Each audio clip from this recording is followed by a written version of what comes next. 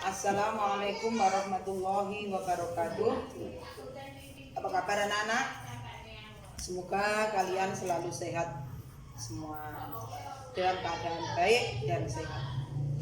Oke, kalau kemarin kita di pertemuan pertama kita sudah kenalan.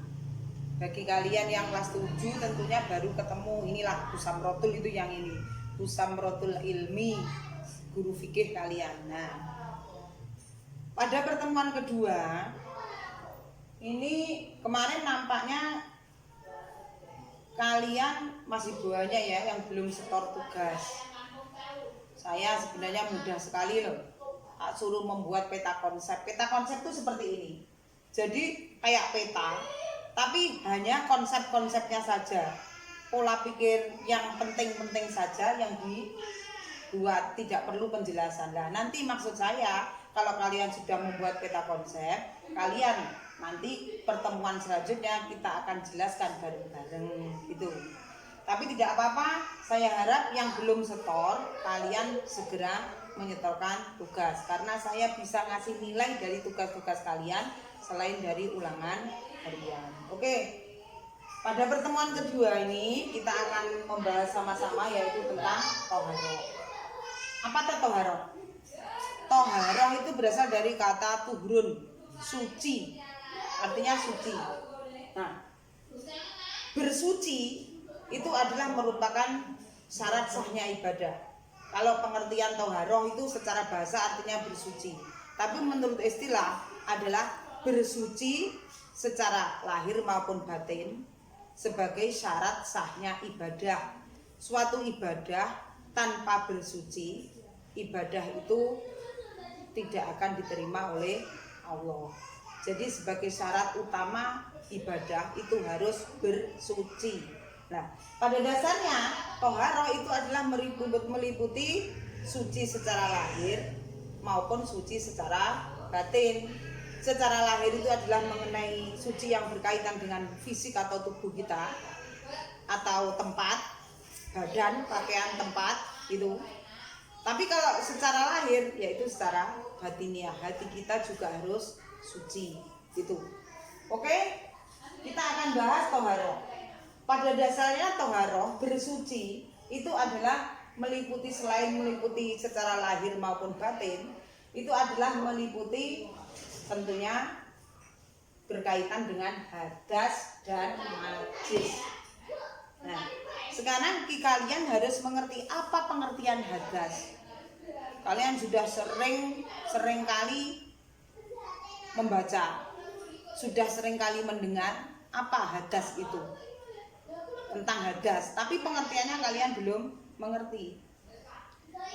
Hadas, kalian contohnya ya, kalian pernah pipis, kalian BAB, kalian BAK, BAB, BAK, melakukan BAB, melakukan BAK, berarti kamu kena hadas. Kalian kena hadas. Aku tadi berhadas.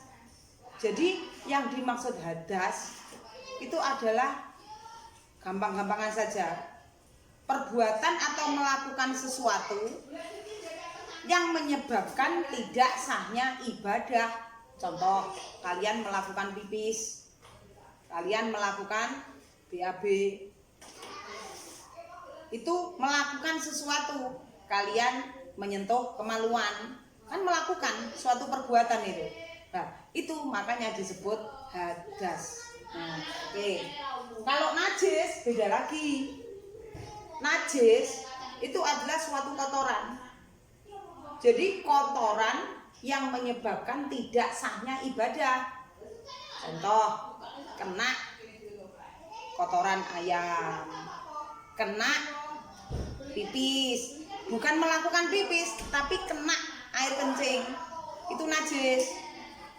Kena bukan kamu melakukan tidak, tapi kamu kena kena mungkin nempel di kaki atau nempel di pipisnya, itu nempel di baju, nempel di sarung, pakaian alat sholat, ya itu najis namanya.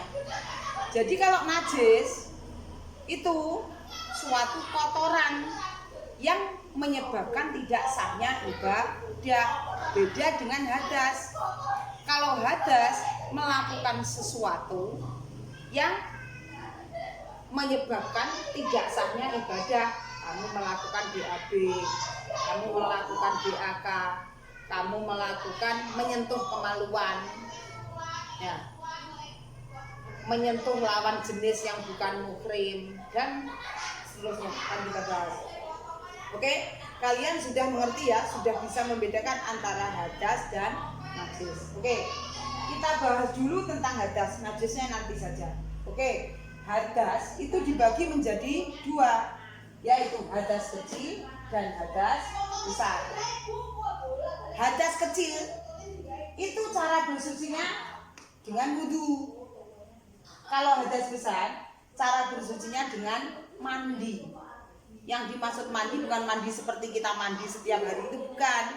Yang namanya mandi itu harus mengalirkan air ke seluruh tubuh, mulai dari ujung rambut sampai ujung kaki.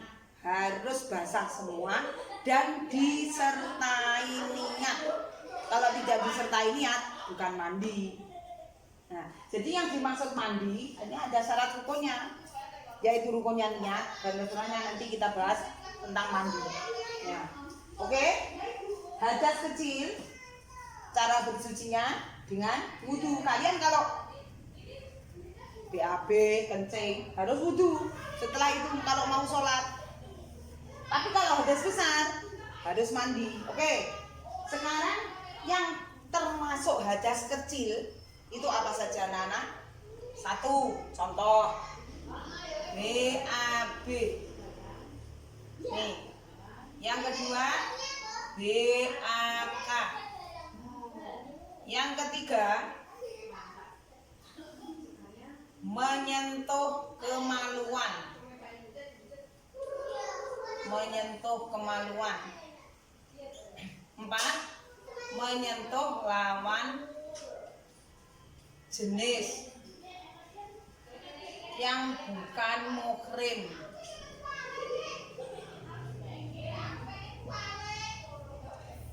5. Buang angin. Buang angin atau kentut ya. 6. Hilang akal.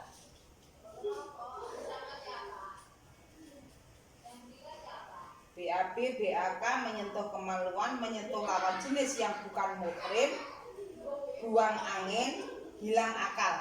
Hilang akal ini meliputi tidur, ya, tidur atau pingsan.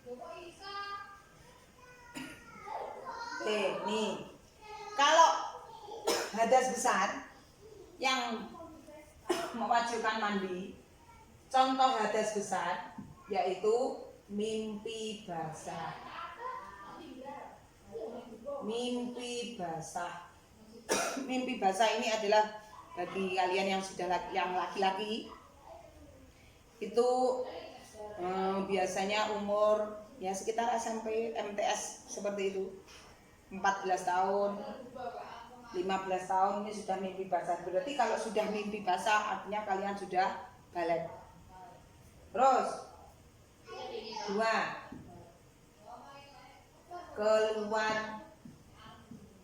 Keluar mani. 3. Haid. 4. Nifas. 5. Wiladah. Wiladah itu melahirkan. Jadi waladun anak, wiladah melahirkan, beranak. 6. Mati.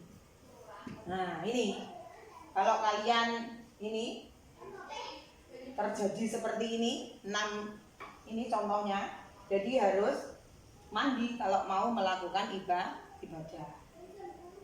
Kalau yang itu seperti BAB, BAK, kalau mau ibadah harus wudhu dulu. Oke anak-anak, kalian Sudah bisa ya? Contoh hadas kecil besar. Nih. Nah, kalau najis ini ada 3. Mukhafafah, mutawasitoh, mughaladhoh. Mukhafafah itu najis yang paling ringan. Mutawasitoh ini sedang. Mughaladhoh yang paling berat. Nah, yang paling ringan ini najis mukhafafah. Contohnya hanya 1. Apa? Air kencing bayi laki-laki. Air kencing bayi laki-laki yang kurang dari 2 tahun dan belum makan apa-apa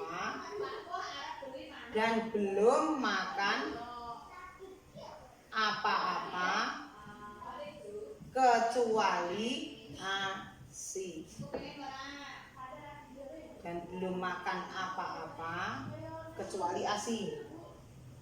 Air kencing bayi laki-laki, khusus laki-laki yang umurnya kurang dari 2 tahun dan belum makan apa-apa kecuali ASI. Contohnya hanya 1 ini ya. Nah, ini cara bersucinya kalau kena ini kan najis. Kalau kena air kencing seperti ini, cara bersucinya cukup dipercikkan air.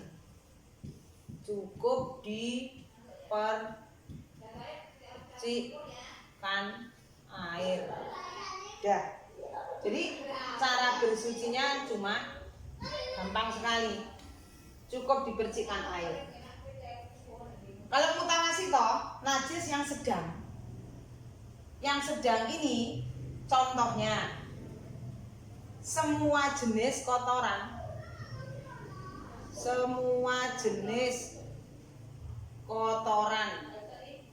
Nah, kotoran apapun, kotoran ayam, kotoran sapi, kotoran kerbau, kotoran manusia, kotoran meskipun kotoran bayi, yang penting kotoran. Kena air kencing, nah itu semua jenis kotoran. Ini termasuk najis mutawasitoh. Yang kedua, darah. Nah, kalau kamu kena darah, mungkin luka, lah itu darah yang keluar itu termasuk mutawasitoh. 3, nanah. 4, bangkai. 5, darah, nanah, bangkai, arak atau khomer.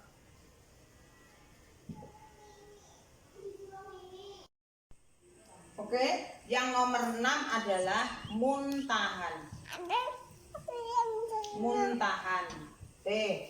Sedangkan najis berat, nah ini cara bersucinya dulu ya. Terus cara bersucinya kalau najis mutawasitoh harus dibasuh, ya sampai bersih, sampai hilang rasa, bau atau warna. Jadi harus dicuci sampai bersih. Kalau najis mughaladhoh, yaitu najis yang paling berat, contohnya cuma 1, kalian ingat ya. Kalau mukhafafah cuma 1, mughaladhoh juga 1.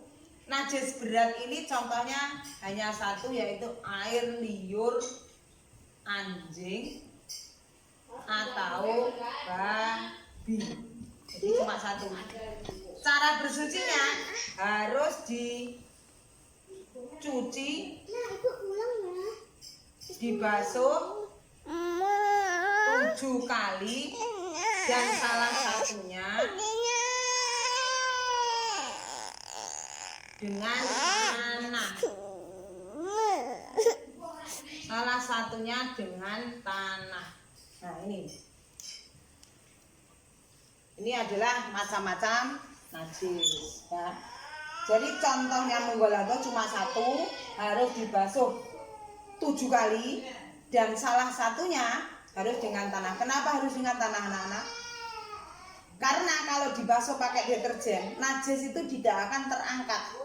Baru bisa terangkat itu dengan tanah, karena unsur senyawa manusia itu antara tanah dengan manusia, kulit manusia, tubuh manusia itu sama. Makanya kalau dengan tanah, najis itu bisa betul-betul terangkat. Ini rahasia sunnah nih.